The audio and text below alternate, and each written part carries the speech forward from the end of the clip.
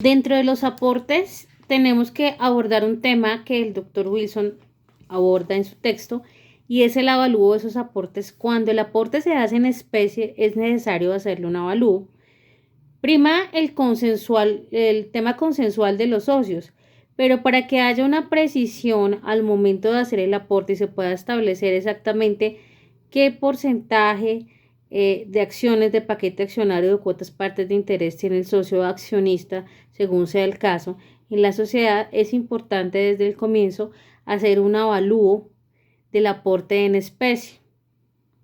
No obstante, los socios pueden llegar a un acuerdo primero, pero para establecer el valor real y que más adelante no vayan a haber dificultades al momento de hacer la distribución, al hacer la distribución de la utilidad o en el momento de enajenar alguno de estos bienes aportados en especie, lo más recomendable sería hacer el avalúo comercial.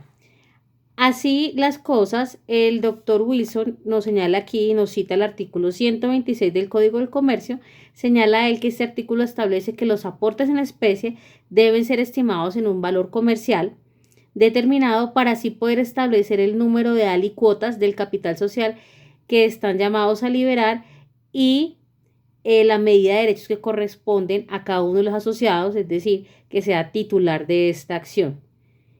Si el aporte de bienes en especie se hace dentro del trámite de constitución de la compañía, su avalúo se hará unánimemente por los interesados constituidos en la junta preliminar. Ahora, que si el aporte de esta clase de bienes se realiza con posterioridad a la constitución de la sociedad, la evaluación o valoración se hará por la asamblea o junta de socios con el voto favorable del 70% más de las acciones de las cuotas partes de interés. Ello es importante entonces para hacer el avalúo de aportes en especie con el valor real del bien. El pago de los aportes. Frente al pago de los aportes, el autor hace referencia a la solución de las obligaciones que cada uno de los asociados adquirió con la compañía. Pues de conformidad con el artículo 124 del Código del Comercio, los asociados deberán entregar sus aportes en el lugar y forma y época estipulados. ¿En dónde estipulan eso? En los estatutos, como ya lo sabemos, y en el evento que no exista una disposición estatutaria respecto a la entrega de bienes muebles, se hace en el domicilio social tan pronto como la compañía esté debidamente constituida.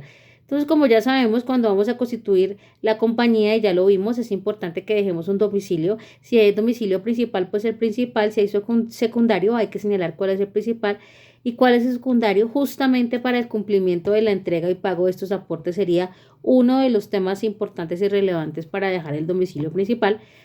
Aparte hay muchos más, pero uno de estos sería ello. Ese domicilio social tan pronto como la compañía esté debidamente constituida.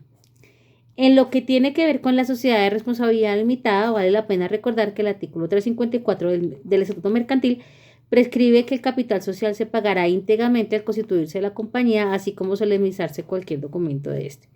Entonces aquí nos habla acerca de dónde debemos entregar los aportes, en el domicilio principal de la sociedad.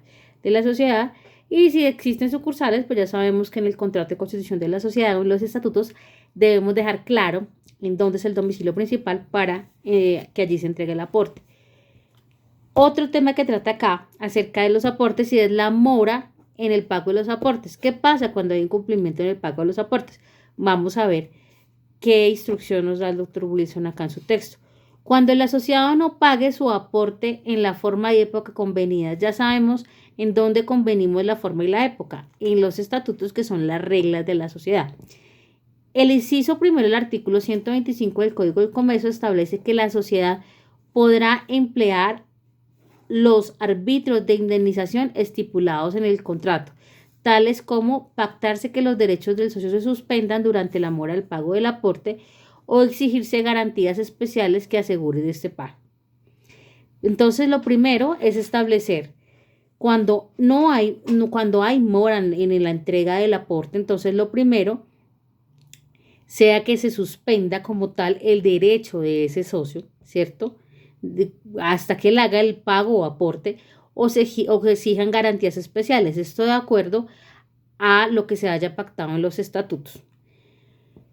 Pero el inciso segundo de la norma, eso es lo que se hace inicialmente con el inciso primero del artículo 125. En esos casos de indemnización, esto será al arbitrio de los que los socios elijan, sea que suspendan como tal el tema de los aportes o que aseguren el pago con las garantías por parte del socio. El segundo ítem del 125 señala el doctor Wilson y es que la norma cita consagra una norma de carácter supletivo. Es establecer que a falta de estipulación expresa al respecto, la sociedad a través de su máximo órgano social podrá emplear cualquiera de los siguientes recursos. Uno de los órganos sociales y el máximo órgano social pues es la junta directiva y o junta de socios. Entonces, también la sociedad, si no aplicó el inciso primero del artículo 125, puede, primero, excluir de la sociedad al asociado incumplido. Segundo, reducir su aporte a la parte del mismo que haya entregado o esté dispuesto a entregar. Tercero, hacer efectiva la entrega del pago del aporte dispuesto. Entonces, puede tomar estas tres opciones también del 125. Por lo demás, el inciso final del 125 del artículo del Estatuto Mercantil dispone que en los tres casos anteriores el asociado incumplido pagará a la sociedad intereses moratorios a la tasa que estén cobrando los bancos. Es decir, en el caso de que se haya excluido el socio, sea que se vaya a reducir su aporte, sea que se haga efectiva la entrega total o parcial del aporte dispuesto a entregar, el socio incumplido tiene que pagar intereses moratorios por estas eventualidades. El aumento o reposición del aporte. ¿Cómo se aumenta, cómo se repone el aporte? Señala aquí el doctor Wilson que, de conformidad con la disposición contenida en el artículo 123 del Código del Comercio, ningún asociado podrá ser obligado a aumentar su aporte si dicha obligación no se estipula expresamente en el contrato social o así lo convengan los socios o accionistas por votación unánime. Entonces, lo primero es que desde que se compromete el socio ya sabemos que hay un aporte, que él se comprometió a hacer. Y para que sea obligado a aumentarlo, tiene que esto estar escrito en los estatutos y en el contrato social y debe ser aprobado esa regla por todos. Y esa votación tiene que ser unánime, según lo señala aquí el doctor Wilson, dentro del máximo órgano social cuando se trata de un aumento de capital dirigido a ser suscrito y pagado por todos los asociados, ¿cierto? Entonces allí el capital suscrito, recuerde, es el capital que se comprometen los socios a aportar y el pagado es el efectivamente que ya está pagado, es decir, que la sociedad ya tiene. Entonces, para establecer este tema del aumento o reposición del aporte, pues hay que establecer cuál es el capital suscrito y cuál es el capital efectivamente pagado, que no es el mismo, como ya lo sabemos, que el autorizado. La restitución de los aportes. ¿En qué consiste la restitución de los aportes?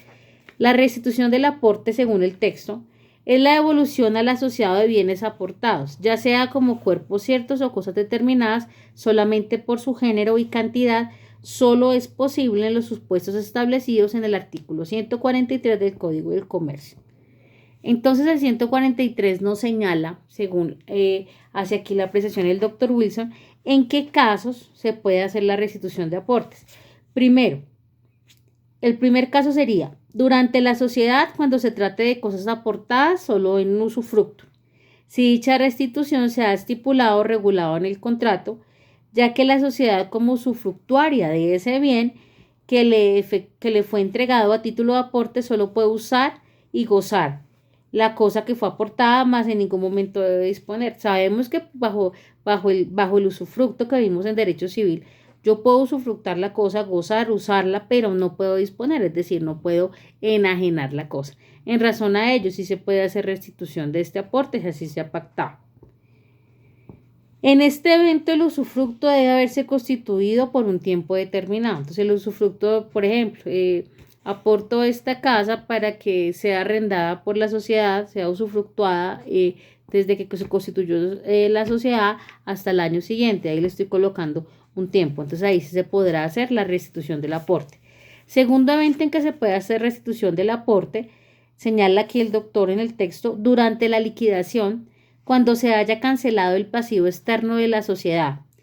Si en el contrato se ha pactado su restitución en especie, pero se hace necesario advertir que, como en este caso, a diferencia del anterior, se transfiere la propiedad plena y la sociedad se hace dueña de la cosa aportada, la aplicación de este evento solamente es posible una vez satisfechas las obligaciones a favor de terceros. Como ya sabemos, dentro del proceso liquidatorio, primero hay que hacer el pago, primero hay que revisar. Antes, lo último que se hace es verificar qué se le va a restituir una vez ese proceso liquidatorio a los asociados. Lo primero que se hace es pagar pasivo interno y externo de esa sociedad. Y si queda algún remanente, es distribuida entre los socios de acuerdo a los aportes que hayan realizado y al paquete accionario o cuotas partes de interés que tenga. En razón a ello, entonces, si se está en proceso de liquidación, ¿cómo se restituye el aporte?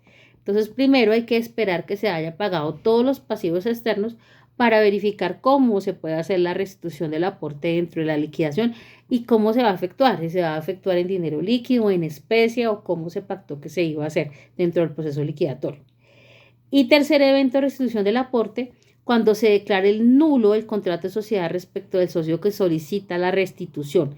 Si la nulidad no proviene de objeto, causa ilícitos, ya que si fue ilicitud del objeto o causa lo que generó la nulidad parcial del negocio jurídico, según lo previsto en el artículo 3 del 105 del mercantil, los aportes deben ser entregados a la Junta Departamental de Beneficencia. Entonces, si el contrato de sociedad se declara nula, pero la nulidad no es del objeto como tal, o caso ilícito que venga por parte de ese socio que hizo ese aporte, si se le puede como tal restituir, o que ya que la ilicitud, ya que no sea, que se genere la ilicitud del negocio jurídico societario. Esto lo encontramos entonces en el artículo 105, inciso 3. Y finalmente, el doctor Wilson Iván nos habla de el reembolso de los aportes. Entonces él hace una claridad aquí. A diferencia de lo que sucede con la restitución de los aportes, en donde el asociado persigue la devolución de los bienes aportados a la compañía, en el reembolso de los aportes lo que se busca es obtener la devolución de la parte porcentual del patrimonio social que le corresponde a un asociado por causa de la liquidación total o parcial de la sociedad. Entonces, una cosa es pretender que me restituyan los aportes completos, en cambio acá en el reembolso lo que se quiere obtener es la devolución del porcentaje del patrimonio social que le corresponde al asociado. ¿Por causa de qué? De una liquidación total o parcial de la sociedad. Pues bien, señala aquí el doctor Wilson Iván, pues bien, como el derecho a solicitar el reembolso de los aportes normalmente concreta y se hace efectivo en la etapa de liquidación del patrimonio social. Entonces, este aporte, cuando se hace como tal el reembolso de aportes, es en la etapa de liquidación del patrimonio social de una sociedad. Entonces, allí es donde solicitamos como tal el reembolso de estos citados aportes.